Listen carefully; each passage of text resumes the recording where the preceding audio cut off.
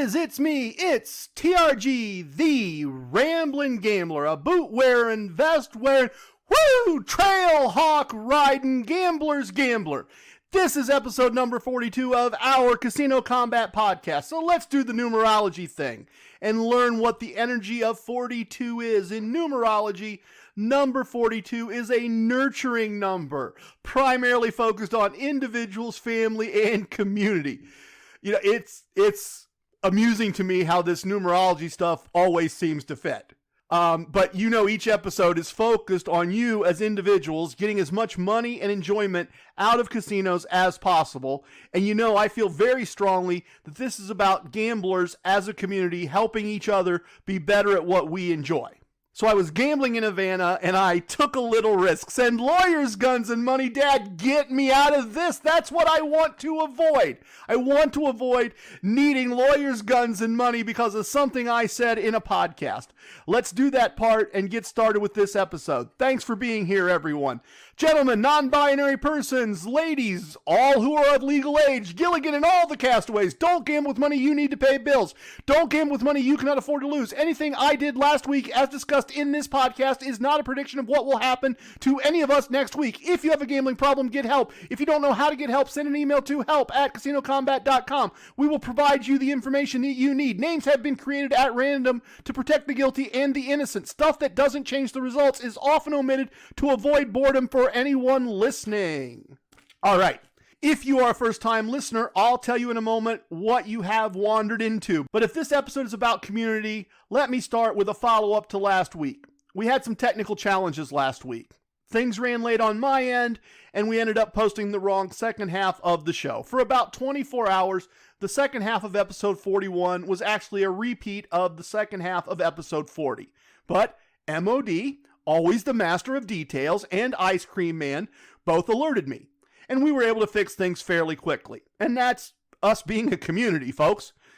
But if you listened shortly after the episode was published last week and couldn't figure out why you didn't hear about the Cowboy and K-Loke, you listened before things were fixed. It's fixed now if you want to go back and catch what you missed.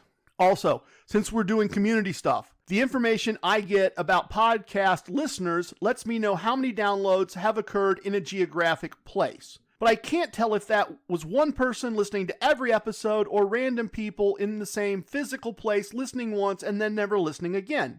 And sometimes that makes me rather curious. So recently, the town of Lawrenceville, Georgia showed up on my list of places where people were listening. And very quickly, it became the place in Georgia where people listen to the podcast the most.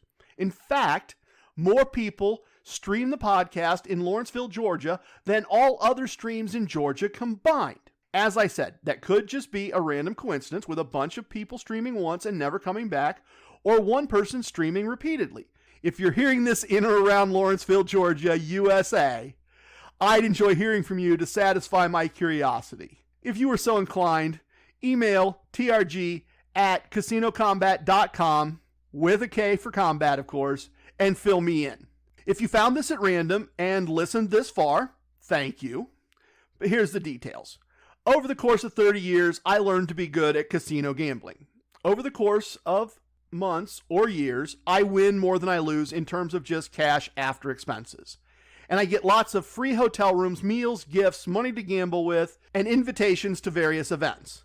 It's a very fun way to live part of my life, and my wife enjoys it. In the process, I've met many interesting people, some of whom have become very good friends, and I've met and interacted with celebrities and famous athletes. And I've run into many people who don't understand how casinos work and how this can be done repeatedly. I'm sure I'm going to make a lot more trips around the sun, but I've ridden the ride more times already than I have remaining. This podcast shares what I've learned, what I do, and what I've done in an effort to educate, inform, and entertain. So here are the basic things I think you need to know as we get into this episode and get started. Consider this Casino Kombat 101. It was a lot cheaper to produce this podcast if we spelled combat with a K instead of a C. So we did. And as a result, we spell not only combat, but concepts and boot camp with a K. Don't worry, I'll remind you repeatedly. I assume that some gamblers like to play games. As a result, there are games hidden in the podcast. They were discovered quite a while ago, and they are explained in episode 22. There are prizes, there have been winners, you are welcome to play. And for those of you that have been listening or have listened to episode 22 and come back, I've got to stop here just briefly because as of this morning, there is a change to the rules of the Find My Home Casino game.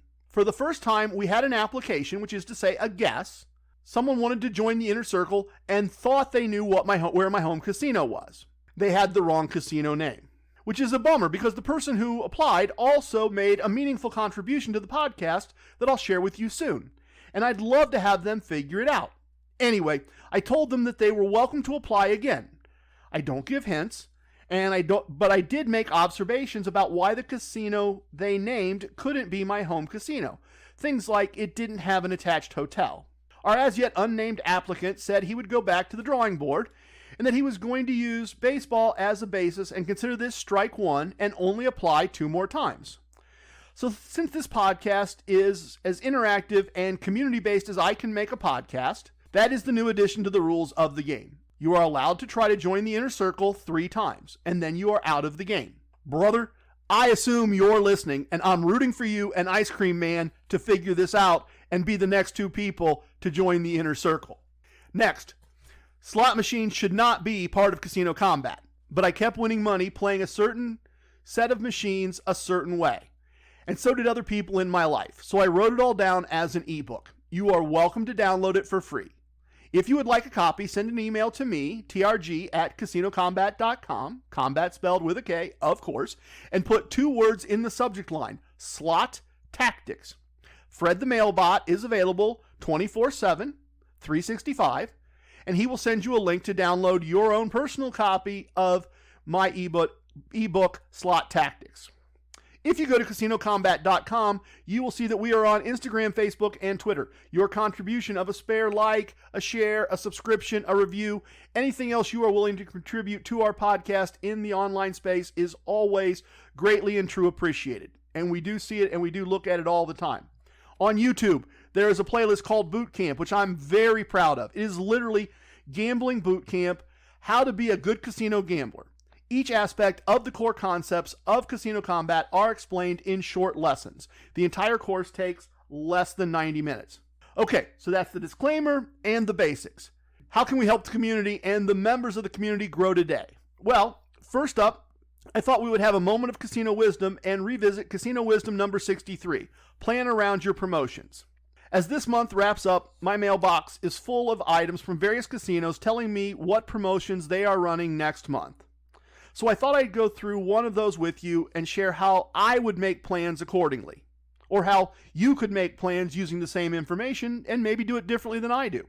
I received an excellent question this week about Atlantic City, and I'll respond to that in a questions segment. Then, if you've been here before, you know how things go from there. Results and observations in the travel segment, and then virtual, or join me if you can, real cocktails, and a story about how different things are for Mrs. TRG and myself at one casino that we visit from time to time.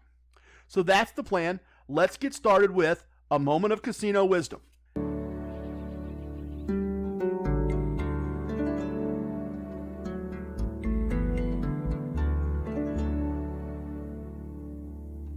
As you may recall, Casino Wisdom number 63 teaches us to plan around our promotions. Examples of that would be, I can gamble either Wednesday or Thursday after work this week. I'll go on Thursday because they are giving away gift cards that day. And if we're fortunate enough to have access to multiple casinos, picking Casino A over Casino B, all other things being equal, if Casino A has better promotions to offer. For me, this also means looking over a variety of mailers I receive each month to see if there's anything I really want to plan on being at the property for. A particularly good gift, a big drawing, 2 or more promotions occurring on the same day, that kind of thing. In some cases, the promotion is so good that I'll schedule it as an appointment with reminders a few days before in my phone. So for a while now, mailers have been hit or miss. Some casinos are not sending as many over concerns of mailing COVID. Others are saving money and postage to cut costs, and they are emailing things. Others pulled back on promotions because they didn't have capacity to pull large numbers of people into their building. But I started to get them again, and they are showing up before the month starts, not after the month ends. I received one from the My Choice property about 2 hours south of me last week, And I thought I'd open it today and look at it for the first time and just walk through what I'm seeing and how I'm evaluating it. To set expectations here, don't expect to be blown away by what I'm talking about. I get to this property once every few weeks, and that's about it with everything else that's going on. It fits for a variety of reasons, but I'm not expecting watches and air fryers when I open this up. In fact, the entire thing may be a big disappointment, and then we'll just move on, I guess. So let's see what we have here. Let's take a look. So this is cardboard with multiple folds, and there's a little seal, some of that sticky stuff sealing it closed where it's folded. And the front says that your April offers, so just telling you what the mailer is. And the back has information about their fake gambling game and the reward system tier requirements and their contact and social media information. Nothing special, nothing to look at, pretty standard. So I'm going to kind of pop open the sticky stuff here and fold it open like a book.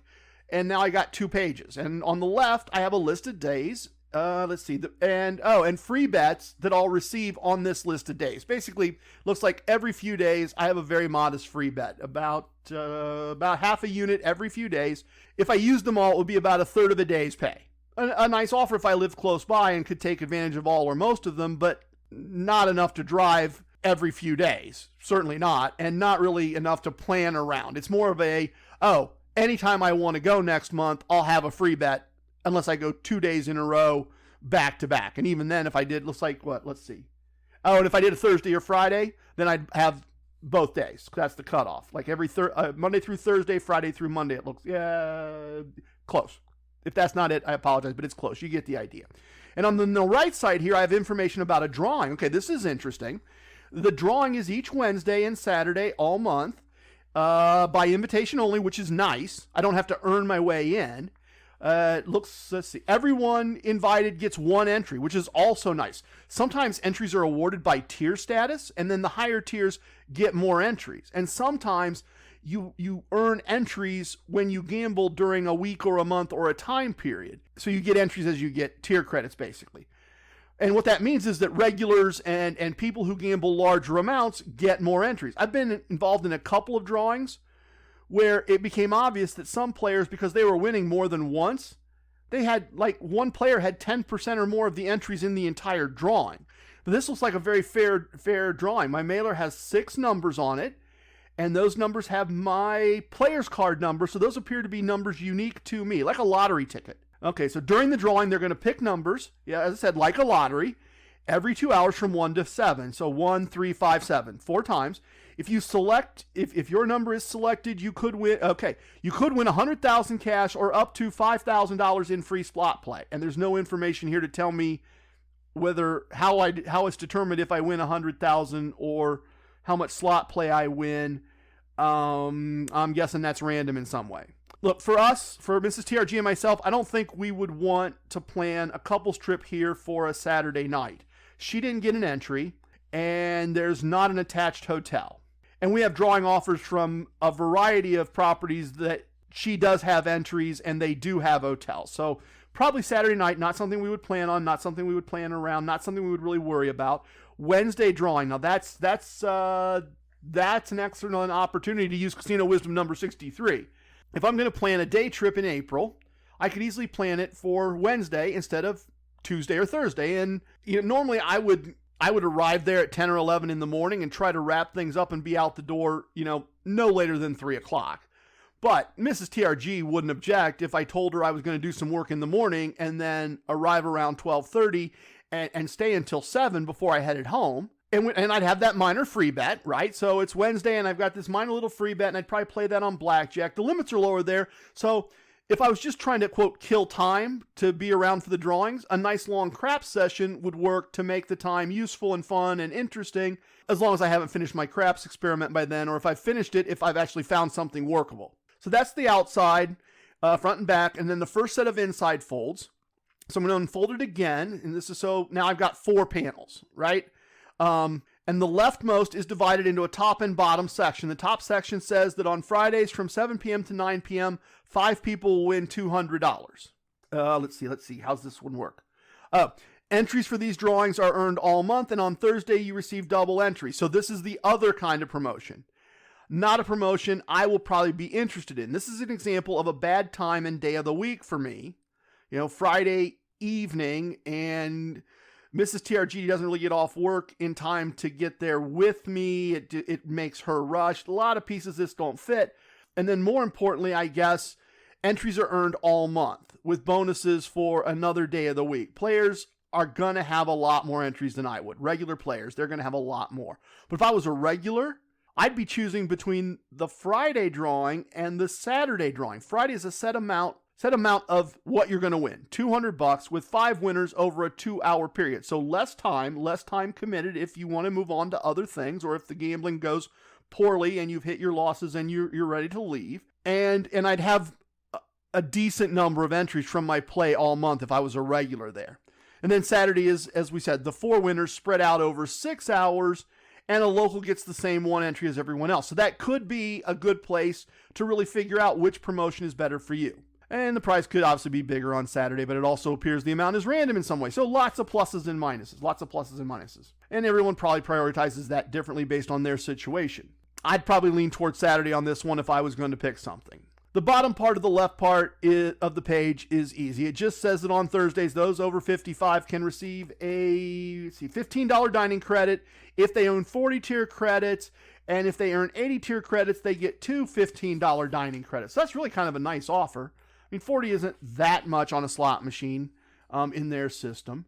Again, not something I would plan around probably or make a trip specifically for, but nice of them to include that. And once again, if you were a little closer than I was, that might be something you'd plan around. Oh, I can go Tuesday or I can go Thursday. I'll go Thursday and I'll let them pay for food. I'd still rather do the drawing on Wednesday, I think, for me personally, but I'd take advantage of this if I was there. So this could be something to plan around depending on your situation.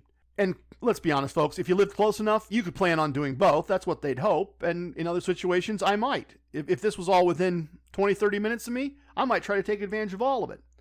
The next panel to the right here, what have we got? Oh, it explains you can earn My Cash multipliers on Mondays based on tier credit. My Cash, if you're not familiar, is imaginary money that they put into an account for you to spend based on how much you gamble. And whatever's in there, you can use it for slot play, or you can use it twice that amount to buy food. Basically, it's the My Choice comp yourself thing, right? If you want to comp yourself, you don't have to ask somebody. You just go ahead and do it. So pretty straightforward. It looks like the first 2 tiers get a 2-time multiplier. The third tier gets a 3-time multiplier. The fourth tier gets a 4th-time multiplier. And this is another great example of a place to use our casino wisdom. If a trip was going to be made either Monday or Tuesday, and those are the 2 days you have available, there's more value in going on Monday. Monday, you're going to get twice as much imaginary money. And boy, I'm really starting to feel like I'm picking on Tuesday here. I'm kind of off the cuff, so I'm sorry. I'm not picking on Tuesday if any of you think Tuesday's your favorite day of the week or anything. And again, this is nothing I'm going to plan around. If, as I said, Wednesday is the thing that I think I'm thinking about if I'm going to try to do anything even once. But again, if I was thinking that I was either going to go My Choice West, which is 2 hours, or My Choice South, which is 2 hours on a Monday, it's the same reward system, same basic options in terms of tables and rules. Actually, My Choice South usually has more tables. This is the type of thing that would contribute to that decision. I'd be expanding from this flyer to another flyer or to the app to see, I'm going on Monday. It's Monday for sure. That's what fits. What's available both places. Different application, same casino wisdom. Let's see. Okay, there isn't much to the rest of this. This is kind of, this is probably filler since I don't qualify for much of anything else. I suspect if I was higher up, there'd be maybe some other promotional pieces here. The next panel to the right's an advertisement for their reward system app, which I have because, right, I also follow Casino Wisdom number 74. If there's an app, get the app. The final panel is split between advertising for the steakhouse, which is reopened on Friday and Saturday night, which is great, and information about an Easter brunch option, all in all, about what I expected. But hopefully that illustrates the idea of planning around your promotions, which is Casino Wisdom number 63. I got a great question last week, and I'm going to answer it in the question segment. Questions my sons ask next. What?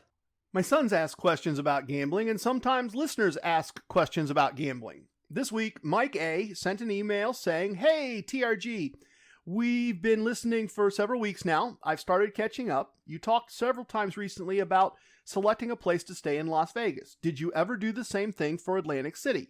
I know you've mentioned it in passing a couple of times. If so, could you email me the episode number? If not, would you do that kind of rundown if you have time? We are starting to plan a Memorial Day or July 4th trip, and we've never been there.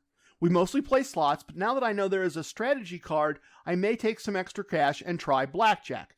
Like K-Loke, I'm interested in learning. Okay, so for me, everybody, once again, this is the community aspect, right? This is players helping out other players. That's what I want this to be, and that's why I'm going to make sure I answer this. Plus, I didn't want to type this all out and try to email it back to Mike. I figured I'd just do it here. So I'm maybe being a little bit lazy. But Mike, thank you for listening. Thank you for the prompt. I already emailed you, as you know, to let you know that I had not covered this yet, but that I would make it a priority so you could plan your trip. So here goes. The first thing you need to know about Atlantic City is that there are two areas with casinos. There is the Bay Area, sometimes called the Marina, and there are three casinos there. A Caesars property called Harrah's, an MGM property called Borgata, and a third property, the Golden Nugget, that I've never really sorted out if it's affiliated with anything in particular. Borgata is the only MGM property in the city. So if you have or want that relationship, that is your place. I've never been there, but now that I'm gold with M Life, their third tier, I'm interested in visiting the next time I make a trip to Atlantic City. Everyone says that Borgata is the nicest resort in Atlantic City, and I've never heard anyone dispute that, so I assume it's true. The fact that it is part of a national chain is nice. Beyond that, I really don't recommend the Marina area as your first choice for a first visit. The casinos, they're within walking distance of each other, but until very recently, you were just walking kind of in that direction through a field on a dirt path made by other people who'd walked through that field. No signs, no lights, no directions. I've been told that a sidewalk has been put in and that it's perfectly safe during the day and generally safer for larger groups at night, but that tells you it's also not completely safe at night in my book. For me, that's how I'd see it. As I've said, I want to avoid someone having to send lawyers guns and money. But you're not going to easily move between those three properties. You're not going to just walk you're not going to walk to the other gambling area, which is the boardwalk. And I'll talk about that area in just a minute, but this is one of those things that if you just look on a map, if you just look at Google Maps, you go, oh, I didn't look that far. Well, we could walk that. We don't need to pay for somebody to take us from A to B. And it really doesn't look that far. The reality is it's a hike. It's going to take, even if you're a power walker, I'm going to guess you're more than an hour. And obviously you can check Google Maps and find out. But that's just my off-the-top guess. Also, there are freeways that need to be crossed, which is never a good idea on foot. And some of the neighborhoods between the marina and the boardwalk are not, let's just say they're not tourist-friendly. In the past, Harrah's ran a shuttle from their marina location to their boardwalk location, since they have properties in both areas. I assume they're not currently running those, but who knows by the time that you visit, Mike. There's also an Atlantic City shuttle service that uses vehicles called jitneys, and they're inexpensive. They're kind of like a bus, but smaller and like with a go-kart motor, I guess is how I'd explain them. And I'm not an engineer, folks. I'm a computer guy. I'm a tech guy. So if I got that wrong, sorry. Everything I see says the jitneys are not currently running either, and I'm sure that's constantly changing. Cabs from the marina to the boardwalk, very, very cheap, set rate. I think the last time I was there, it was like $10 plus tip. Very cheap.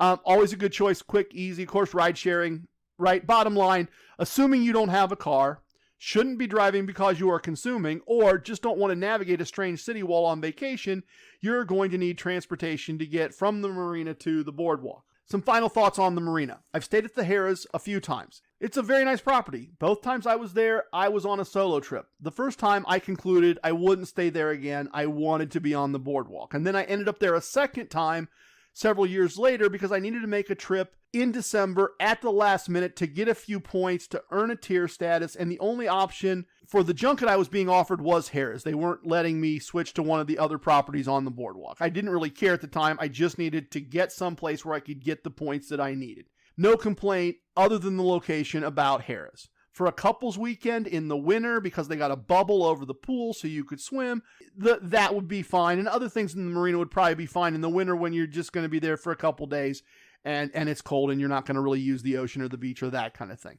But it wouldn't be my recommendation, and it certainly wouldn't be my recommendation for a first-time trip during a summer holiday. The boardwalk will just be more fun. So let's talk about the boardwalk, because that is the other area where there's gambling.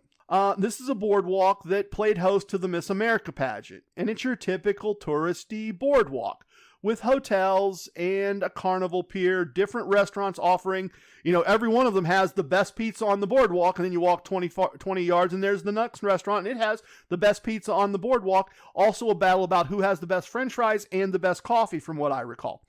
There's t-shirt shops, fortune tellers, seaside bars, seafood restaurants, and several casino hotels. So what I'm going to do is I'm going to start on the end by the Carnival Pier, which I would say is the north end, and Carnival Pier. So, roller coaster, Ferris wheel. The roller coaster actually ended up in the ocean a few years ago because of a hurricane.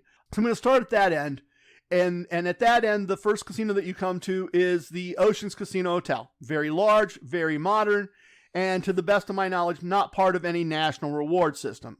If that's not a priority, this can be a good choice. There's lots of things to do in that area of the boardwalk, short walk. As you move down the boardwalk away from the Carnival Pier, there is a Hard Rock Hotel and Casino. This one is tricky, I'll confess. I've never understood how the various Hard Rock properties' reward systems work. Some Hard Rocks are part of a larger shared system, and some are standalone islands with their own systems. My best advice, if you have a Hard Rock near you, is to call one property or the other and ask if they use the same reward system. This is also a nice location, relatively close to the Carnival Pier, lots of beach stuff to do, lots of bars, lots of fun things. The casino's very nice. We gambled there a little once. I'd love to stay there given some incentives and discounts. It looks wonderful. The next property as we continue to move down the boardwalk is called Resorts. I've heard nothing but good things. And again, as far as I know, it's part of its own reward system. I've gambled there. It's fine. There is no reason this wouldn't be a great choice. I'm always about what's the reward system and what's its relationship to larger things. You may be at a different place in your gambling journey. That might not matter to you. And then you can start picking on price a little bit if that's not how you're picking. Okay. So from here, as we continue to move south on the boardwalk, it's a bit of a stroll. You're going to walk a while through the touristy stuff, which is fun. Good time. To get to the next set of casinos on the boardwalk. So the next one you would get to is Bally's. And Bally's, until very recently, was part of the Caesars reward system, which was nice because it's right next to Caesars. And so you basically had two properties acting as one big property. So now it's no longer part of Caesars. And I've been told and read that a variety of the Bally's properties across the country have gradually been reconsolidated. Bally's is the company that makes slot machines and used to make pinball machines. I suppose they still make pinball machines. And they were in the casino business for a while because the hospitality part of the casino business. They've always been in the casino business in terms of slot machines, but they've been gradually reacquiring the properties with the Bally's name on them and building them back into a single brand. So if you already have a Bally's relationship, this could be an excellent choice. It's right in the middle of the boardwalk. I've stayed there. The rooms are very nice. Historically, the limits are lower than the Caesars next door, but I mean, who knows with new management and COVID. I will say that I get promotional mailers from them, and the offers are very, very nice. As nice as anything I get anywhere. I mean, and sometimes virtually every day, there's a promotion of some type, and usually their promotions give you a choice. You can have a gift, or a food comp, or a slot play, or a bottle of wine. Everyone online seems to agree that the reward system is more generous than Caesars was, at least at this point. Technically, the next casino on the boardwalk is the Wild West Casino. It's part of Caesars, but honestly, if you didn't realize they considered it a separate casino, no one would blame you. It's themed a little differently. It's kind of right between Bally's and Caesars on the boardwalk, and it's kind of something you walk through going from Bally's to Caesars in the winter, if you don't want to go out on the boardwalk. But it has a variety of low-limit table games, some electronic gambling, a couple of less expensive bars, and historically there's live country music on the weekend, and a variety of non-gambling video games to enjoy if you're not just interested in gambling. If you just want to hang out, have a drink, listen to the band, and play Pac-Man. They have Pac-Man with the screen for the Pac-Man game mounted way up on the wall, and it's like a ginormous TV, so everyone is going to see if the ghosts get you. It's a fun place to be, but it has no hotel. If you're staying at Bally's, you're going to be getting Caesars points. If you're staying at Caesars, you can get points in the second Wild West casino, and that does give you a slightly lower limit option. Caesars Atlantic City is next. I love this hotel. I love it every time we have an opportunity to stay there. Most rooms have a television in the mirror in the bathroom and other amenities that I associate with the best of the Caesars brand. Across the boardwalk from Caesars is a shopping and dining pier, which gives you easy access to additional restaurants. Look, there's just the bottom line, there's plenty to do here, okay? If you have a Caesars relationship or no relationship, this is a solid choice. It's a great place to start your Caesars relationship if you don't have one. That said, it can be hard to find a blackjack table for less than $25 here, and if you go over to Wild West, still Caesars credits, but 6 to 5 blackjack and kind of not very good rules to get those lower limits. But it's a consideration, something to think about if limits. If you're going to play blackjack, Caesars proper is probably not the best place to play first, unless a $25 bankroll, unless that $750 you need to add to your gambling money isn't a problem for you, then it's a wonderful choice. It always worked for us because we would go to Bally's to get Mrs. TRG limits she was happy with, and we'd have a great room, and we had lots of restaurant and meal choices. Finally, a good walk down to the other end of the boardwalk, and in some cases, a walk just through emptiness, beaches and no buildings, but also some on the boardwalk, Airbnbs and that kind of thing, based on the signage, rental places, so you could consider those, I guess. But anyway, at the far end, there's a Tropicana, and unlike the Tropicana in Las Vegas, it's part of Caesars, and at least it's part of Caesars following a recent merger with Eldorado Gaming. I haven't stayed there. I'm looking forward to it. We're planning on our first trip to Atlantic City as soon as we can to stay there instead of Caesars, to stay something new, because it is a new option for us. That said, the casino is large. We've gambled there in the past. We found plenty of tables with good rules and reasonable limits. They have a large entertainment space, which just means they've put a whole bunch of shopping and different restaurants all across the spectrum in terms of food styles and food prices, all in one section as part of the casino, not on the casino floor, but near it, so you have lots and lots and lots of choices for food and some shopping there. In addition to the casino, you could stay at any number of hotels on or one street behind the boardwalk. If cost is a concern, if you want to make casinoing only a very small part of your vacation to Atlantic City, you want to do more tourist beach, and you're just going to gamble a little bit one night, then, and particularly if you have a relationship with Marriott or one of those brands and can get some type of discount or points there, you might want to consider something other than a casino hotel. But all in all, if you were asking my recommendation, I like to be in the middle of the boardwalk when I'm in Atlantic City, particularly if I'm telling someone for a first trip. I just think the middle's a good idea. I can go out of the casino to the boardwalk, I can go left and have a day's worth of things to do, and then I can go right and have another day's worth of things to do. And once I'd done that the first time, then maybe on a repeat visit, I'd go, well, hey, we really liked Boardwalk Attraction X, so we're going to stay at Hotel Casino Y because we don't really have a relationship with any of the brands, and we don't care if we do Z all the way at the other end. Like, if you didn't care about doing the amusement pier stuff a second time, then maybe Tropicana is a great choice because you're never going to walk all the way from one end of the boardwalk to the other. Or maybe you love walking, and then that's a bonus. Everybody's different on that one, I'm sure. Or even, it's winter, it's cold, it's just one night, staying in the marina area sounds fun. So based on all that, if I was planning a first trip, I'd start with Bally's or Caesars unless I had a relationship with one of the other boardwalk property brands. And all things being equal, meaning no relationship with either Bally's or Caesars, I'd probably stay at Bally's since historically the table limits are lower and they're trying harder because they're new to the market. So there we go. A rundown of how I'd approach recommending something to someone for a first visit to Atlantic City. Mike, thanks for listening. Thanks for sending your excellent question. Let's do the travel segment, and I'll tell you how things went this week.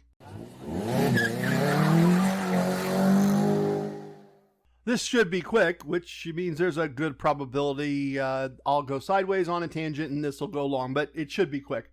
I didn't do much casino stuff this week. Being honest, I've been focusing a bit more on work to get my ducks in a row in preparation for our trip to Las Vegas, which is just casinoing in a slightly different way, in my mind at least. I stopped at my local casino to start the week and picked up a nice fluffy robe as a gift. I won some money on my free slot play, which has not gone well this month.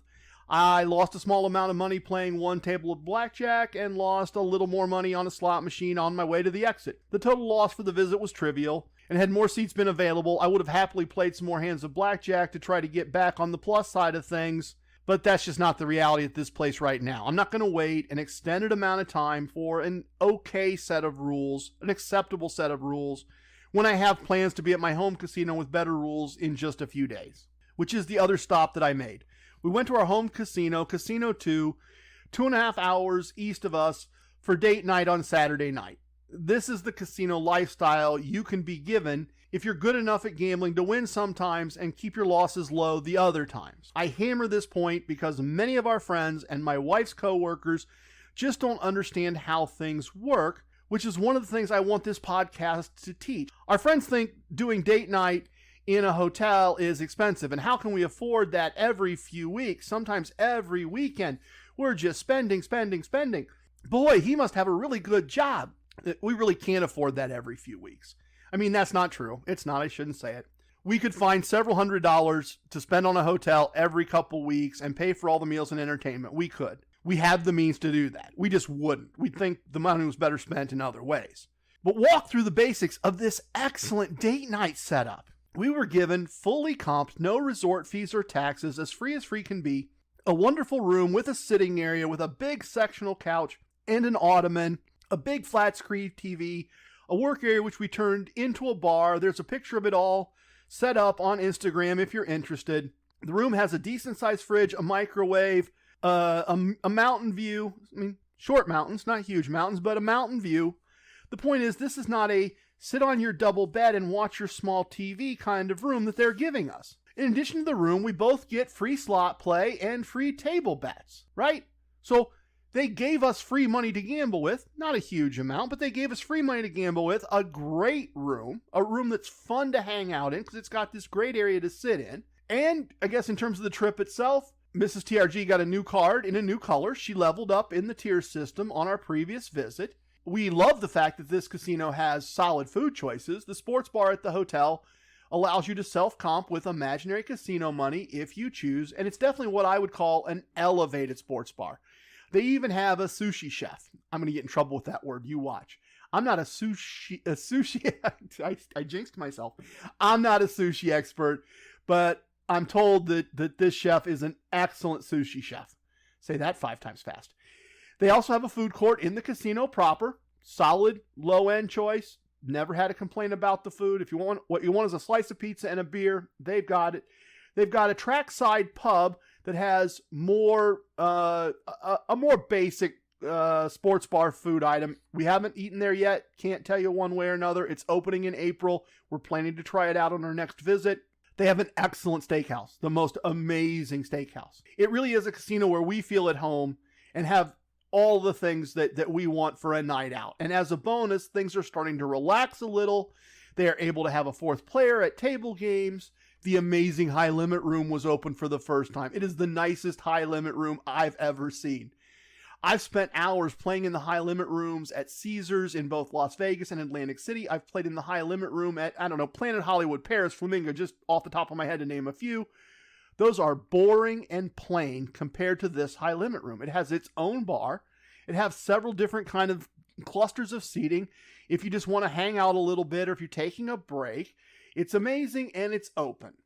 It's priced in a way, the table limits are priced in a way that would make Mrs. TRG a little bit uncomfortable. So we skipped it this visit, but the next time I make a solo trip, I'm hoping it's open. I'll up my unit size and I'll spend some time there. I'd have a lot of fun doing that. I have a casino roughly 30 minutes from my home, but it's just kind of a gambling hall, a place to occasionally at this point gamble if I can get a seat when they're giving something away. Nothing more. But our home casino is worth the extra couple of hours drive because it's a place you can really hang out in and enjoy. And yes, that description was a little long. for certain reasons. But hotel, mountains, the right number and type of restaurants, another casino about an hour away to form a cluster. Oh, and it's my choice, which works well for us because a few hours in any direction, just a few hours in any direction from our home, there are other my choice properties. Okay, TRG, thanks. We get it. We're not playing that game. How was the gambling? Fair point. We each played 3 tables. We had nice long sessions, which is nice because it helps with the points. It's also the reason that there are only 3 tables. There'd have been more. I mean, we didn't retreat to the room early because we hit our 3rd table. We retreated to the room toward midnight. That was the reason why only 3 tables. It wasn't the time and it wasn't the wins or the losses. At our first table, we both took a minor loss, and then we went to dinner after playing our free slot play. After dinner, Mrs. TRG took another minor loss, but I had a win larger than her loss. Our third table was great. We played for a long time and both had nice wins. And that would have wrapped things up, but Mrs. TRG wanted to check out one of her favorite slots. Based on the animations and the size of the smallest progressive jackpot, she was sure that one of the progressives was going to pay out soon. And I understood her logic. This particular machine is a version of 88 Fortunes, and the smallest progressive at this property usually pays out around $12 to $14. And if it pays out, you could get one of the higher payouts as well. We just know that it triggers usually in the $12 to $14 range for that. It was at $18. And she wasn't wrong. The jackpot was due and it did pay out while she was playing, but to someone on the machine behind us instead of to us. I suggested that we skip the slot play since it had not been going well all month and we had a decent profit for the trip. The pure casino combat move would have been to skip this. But as much as my wife understands everything in the podcast, she also works as a full-time teacher. It was date night. She doesn't get to casinos as often as I do, and she wanted to play one more machine. It did not go well, as I said. The jackpot went to someone else, even though the jackpot wouldn't have fixed things for her. She ended up taking a significant loss and mentioned the next day that I was right. I was. We finished the week with a loss of 1/3 of a day's pay instead of a win of about that amount if we had skipped the last machine. I'd rather have had the win, but I just checked, and what we lost and spent would allow us to buy a date night, a hotel room at our local Motel 6 this weekend, and leave enough money left over to enjoy dinner at McDonald's if we share a McFlurry for dessert, which would be a fine date night too, don't get me wrong. But we're okay with losing and spending that much for a date night that we really enjoyed. Or I should say, I am. I mean, I got to hear my wife say I was right about something, and you can't put a price on that. If you're married, you in a relationship, you know what I mean. Okay, let's adjourn to the VIP lounge. I got a quick one for you as we wrap things up.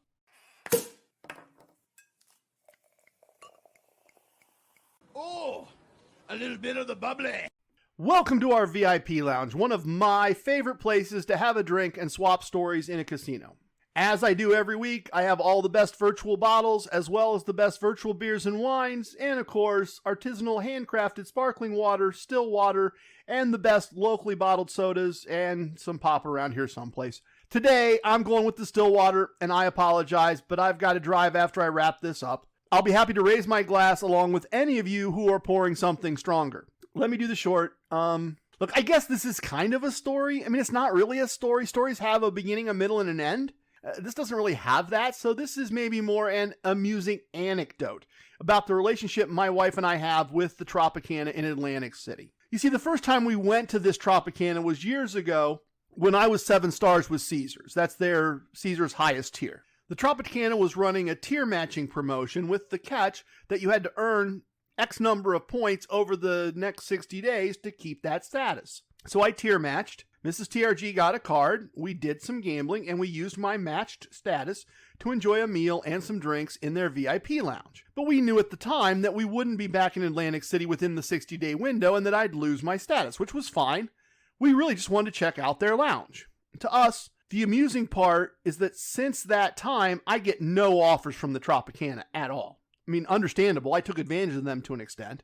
But Mrs. TRG gets all kinds of offers, some of them very nice. And when we're in town, compliments of Caesars provides the jet and a place to stay.